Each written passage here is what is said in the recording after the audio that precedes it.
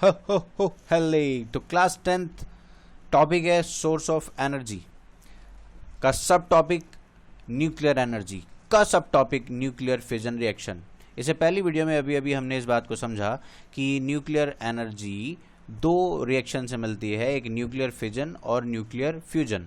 तो nuclear fission को हम अच्छे से पढ़ने जा रहे हैं, बहुत ध्यान से सुनना कि न्यूक्लियर फिजन में अभी आपने देखा कि दो छोटे छोटे लाइटर न्यूक्लियाई मिलकर एक बड़े न्यूक्लियाई को बनाते हैं और बहुत सारी एनर्जी को रिलीज करते हैं। क्या आपको मेरी बात समझ में आई? ठीक है, तो आज ऐसी कमर्शियल एप्लीकेशन भी देखेंगे इसकी कि कहाँ पर यूज़ होता है, ये कितनी एनर्जी लिबरेट करता है, ये सारी बातें हम समझने जा रहे हैं। तो जल्दी से कॉपी पेन निकालो, तैयार हो जाओ।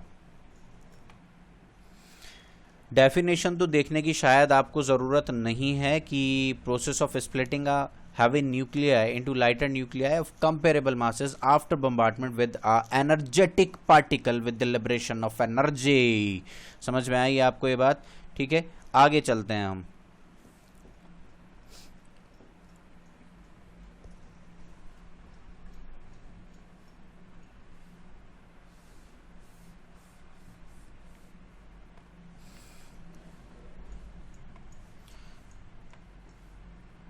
तो ऐसा हो सकता है कि आपको मेरी बात थोड़ी मजाक लग रही हो कि ऐसे कैसे एनर्जी रिलीज हो सकती है, कैसे न्यूक्लियर फिजन और न्यूक्लियर फिजन में हम इतनी एनर्जी रिलीज करवा सकते हैं, वो भी एक छोटे से न्यूक्लियस से।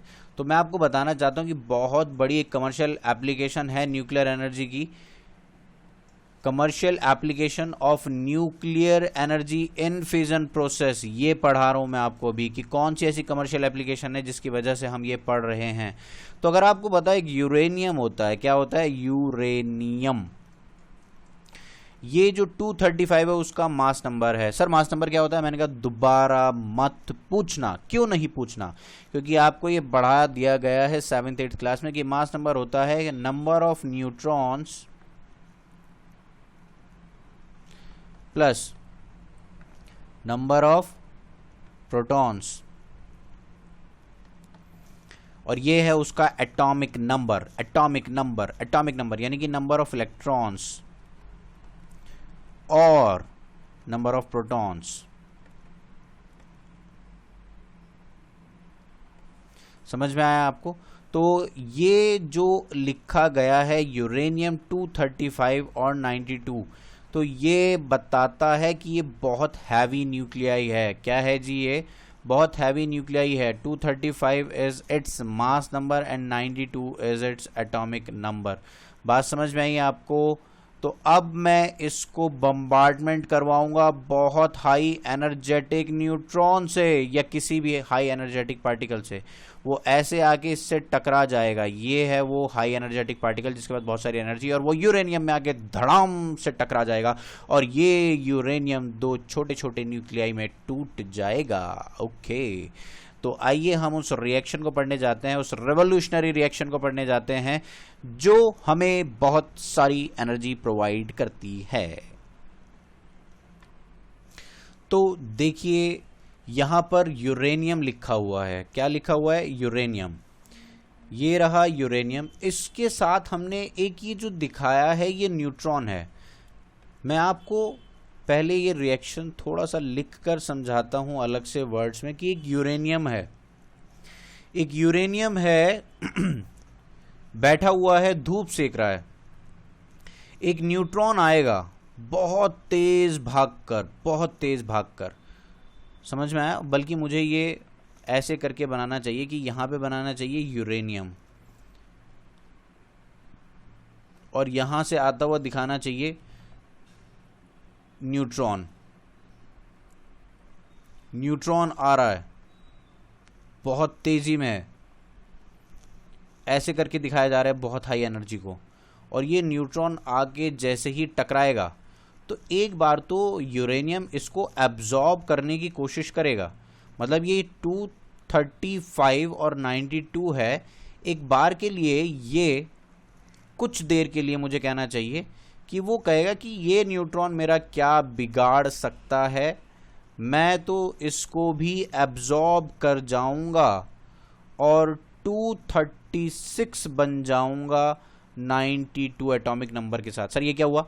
मैंने आपको बताया था कि ऊपर जो लिखा होता है ये मास नंबर होता है। कौन होता है ये? Mass number. Sir mass number क्या होता है? मैंने कहा था दोबारा मत पूछना, और तुमने अब पूछ लिया, तो मैं अब तुम्हारा क्या करूं? मैं तुम्हारा क्या करूं?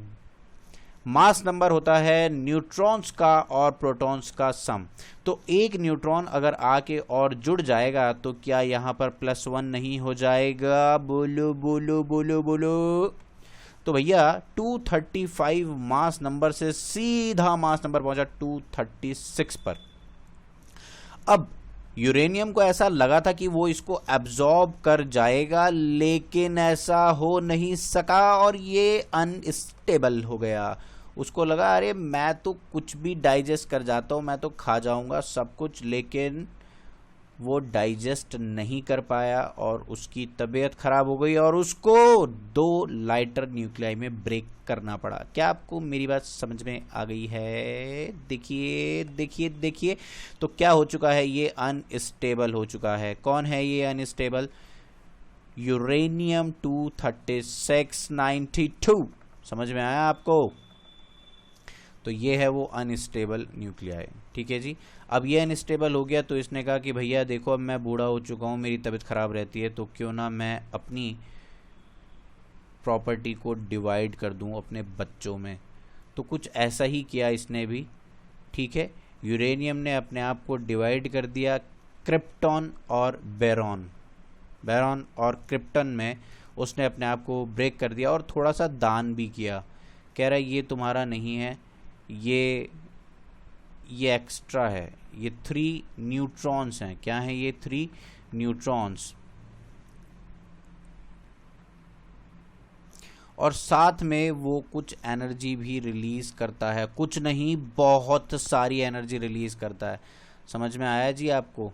तो बहुत सारी एनर्जी भी रिलीज कर देता है। समझ में आया? यूरेनियम 235 से यूरेनियम 235 के पास आया न्यूट्रॉन, दोनों ने मिलकर बनाया 236 और वो टूट गया बेरॉन और क्रिप्टॉन में।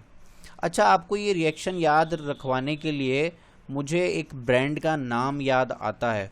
बहुत महंगे जूते होते हैं उसके, मैं आपको बता नहीं सकता कि मतलब आप सोच के हैरान हो जाएंगे कि 3 lakhs के शू, ऐसे शू आता है। इससे नीचे शू ही नहीं आता इसका। एक कंपनी है, बहुत बड़ी कंपनी, जैसे एडिडास और प्यूमा ये सब आप जानते हो ना, तो ये इनसे भी बहुत बड़ी कंपनी है। मतलब वो देखने के लिए और सुनने के लिए कभी नहीं मिलती, और उसका नाम है यूबाकर।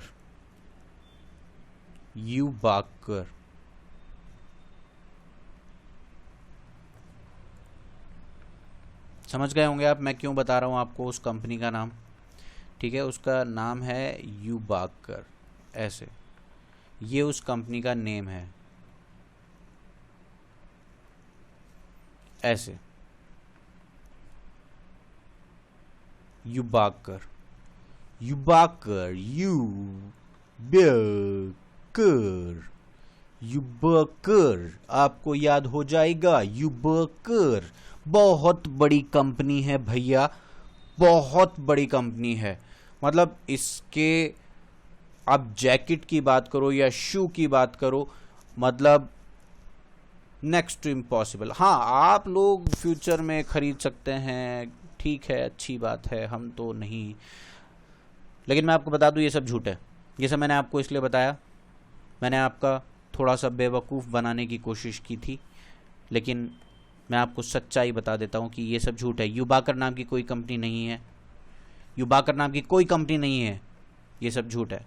ये सिर्फ आपको ये था, इतनी भूमिका इसलिए बनाई ताकि आपको याद हो जाए कि यूबाकर,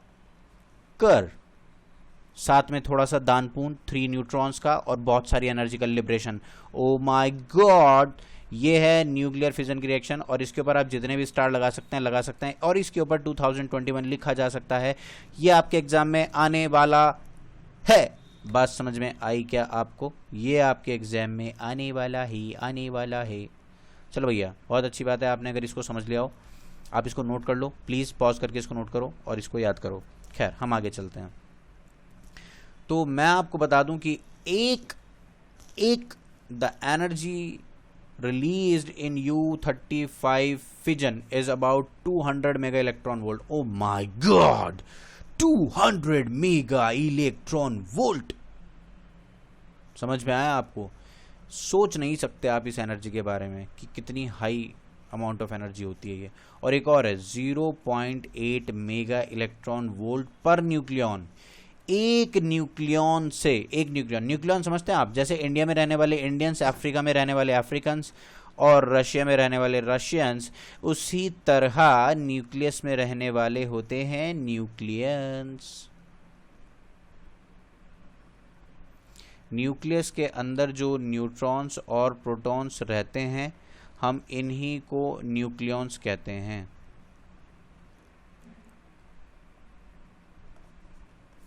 समझ में आया बच्चों? समझ में आया आपको?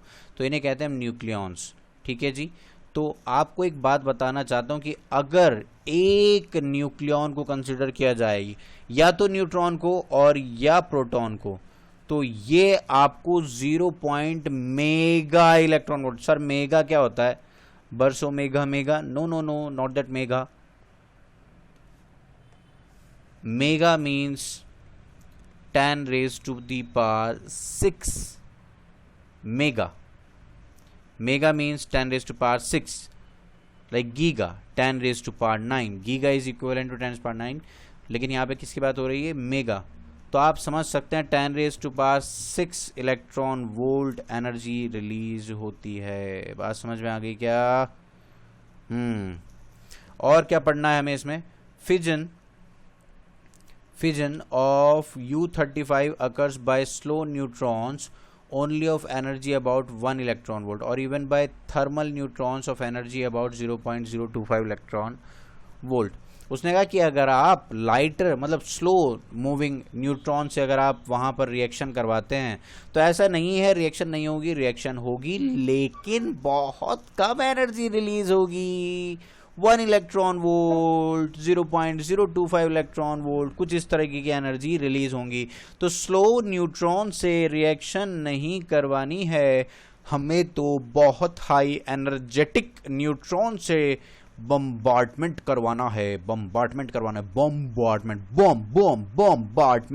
आपको बम्बार्टमेंट नाम में ही बॉम्ब जैसा कुछ लग रहा होगा, मुझे तो नाम से ही फील आ जाती है. बम्बार्टमेंट. समझ में आया आपको? तो ऐसा नहीं है slow moving electrons energy release नहीं करवा पाएंगे, वो करवा सकते हैं लेकिन बहुत कम है. ऐसा नहीं है बॉल धीरे धीरे चलते हुए चौका नहीं लगा सकती, वो धीरे धीरे जाके भी चौका लगा सकती है, लेकिन जो मज़ा बहुत तेज़ भागती हुई बॉल का बाउंड्री से टकरा जाने में है, वो स्लो मूविंग बॉल से नहीं है. ऐसे ही मजाक कर रहा था. खैर, न्यूट्रॉन्स यहाँ पर देखिए आप, the neutrons release during the fission process are called prompt neutrons. इसको नोट कर लेंगे तो आपका फ़ायदा हो सकता है 1 नंबर का, क्योंकि 1 नंबर में आपसे पूछा जा सकता है व्हाट आर प्रॉम्प्ट न्यूट्रॉन्स, या कहेगा वो the neutrons release during the fission process are called, option दे रखे होंगे यहाँ पे 1 2 3 4, extra electron, free electron, prompt electron, neutron, proton, कुछ भी लिखा हो सकता है. तो आपको ये वर्ड याद रहना चाहिए. उनको क्या कहते हैं? प्रॉम्प्ट. प्रॉम्प्ट. प्रॉम्प्ट क्योंकि वो अगले 3, वो एक रिएक्शन में जो 3 न्यूट्रॉन निकलते हैं उनके पास भी बहुत हाई एनर्जी होती है बाबा, बहुत हाई एनर्जी होती है. फिर वो निकल के दूसरी रिएक्शन को करवाते हैं, फिर वो निकल के दूसरी रिएक्शन को करवाते हैं, और ऐसे चेन रिएक्शन चलती चली जाती है.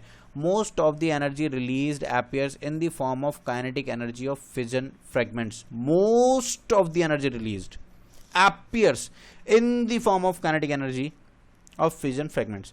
सर आपने एक ही लाइन को 2 बार पढ़ दिया तो इसका मतलब क्या समझ में आ जाएगी? मैंने कहा नहीं नहीं नहीं नहीं नहीं. मैं आपका ध्यान उस बात पे दिलवाना चाह रहा था कि जो ज़्यादा से ज़्यादा एनर्जी है ना, वो हमें ऐसा जो लिबरेटेड एनर्जी है, जो ऊपर रिएक्शन में मैंने Q के नाम से दिखाई थी, ये जो Q लिखा है ना, ये एनर्जी रिलीज्ड जिसको मैंने कह दिया था, ये क्या है? ये एनर्जी ऐसा थोड़ी कि एनर्जी पैकेट आ रहे होंगे बने हुए कि अच्छा भाई ये एनर्जी पैकेट थे, ये ले जाओ आप, ऐसा नहीं है. वो जो ये प्रोडक्ट्स है ना, इनकी काइनेटिक एनर्जी की फॉर्म में दिखाई देती है ये एनर्जी. बात समझ में आई है आपको? सर मेरी कुछ समझ में नहीं आ रहा है। मैंने कहा मैं आपको एक बार और एक्सप्लेन कर देता हूं, मैं रब कर देता हूं, आप बिल्कुल भी परेशान ना हो।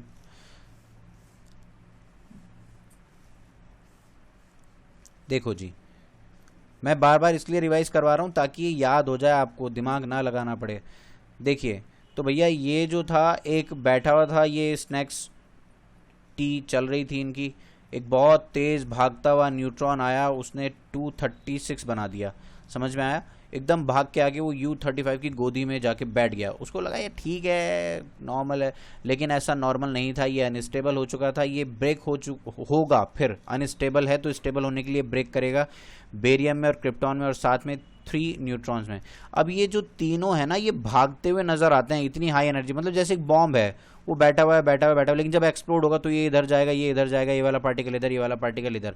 मैंने इसको ये 4 टुकड़ों में ब्रेक कर दिया। तो बॉम्ब के जो फ्रेगमेंट्स हैं वो बहुत एनर्जी से, बहुत ज़्यादा काइनेटिक एनर्जी से वो भागते हुए नजर आएंगे। सर काइनेटिक एनर्जी क्या होती है? मैंने कहा वो एनर्जी जो मोशन की वजह से आती है। तो उसी एनर्जी को हमने यहाँ पर Q से दिखाया है। यहाँ पे जो इनकी काइनेटिक एनर्जी का सम होगा ना, sum of kinetic energies of all the fragments, उसको हमने Q से दिखाया है। क्योंकि energy can neither be created nor be destroyed, तो हमें बताना पड़ेगा कि एनर्जी जो आई वो कहाँ से आई। ऐसा नहीं है कि वो जनरेटर लगा हुआ था, खुद ही एनर्जी जनरेट कर रहे हैं, वो यहीं से आती है। तो most of the energy released appears in the form of kinetic energy of fission fragments। उम्मीद है आपको मेरी बात समझ में आ गई होगी। ये देखिए आप, यहाँ पर एक और कुछ दिखाने की कोशिश की गई है। यहाँ पे एक स्लो न्यूट्रॉन आया है। कौन आया है जी? स्लो न्यूट्रॉन आ गया जी, आ गया, हमें कोई दिक्कत नहीं थी। स्लो न्यूट्रॉन आ गया।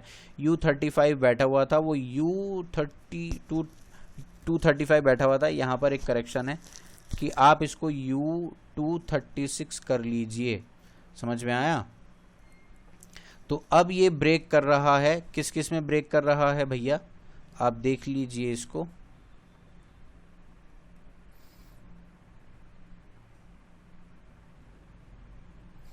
हाँ जी, देखिए आप इसको, तो ये ब्रेक कर रहा है बेरियम और क्रिप्टन में, ये 2 हो गए। साथ में छोटे छोटे से 1 2 3 फैमिली कंप्लीट। तो भैया ये जो फैमिली है प्रोडक्ट्स की, इसके अंदर कौन कौन है? 2 बड़े बड़े और 3 छोटे छोटे। 2 बड़े बड़े जो बनते हैं न्यूक्लियाई, वो कौन है? बेरियम का न्यूक्लियाई है, क्रिप्टन का न्यूक्लियाई है।